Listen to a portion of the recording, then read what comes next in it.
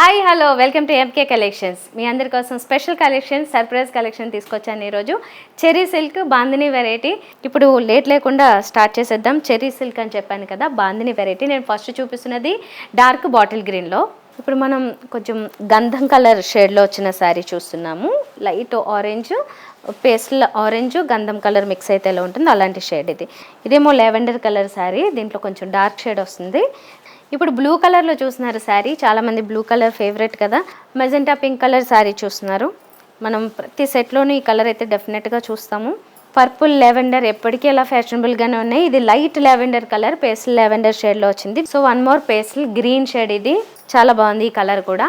ఇప్పుడు మనం చూస్తున్నది క్రీమ్ కలర్ శారీ, ఇది పీకాక్ బ్లూ శారీ, చాలా బాగుంది ఈ శారీ అండి.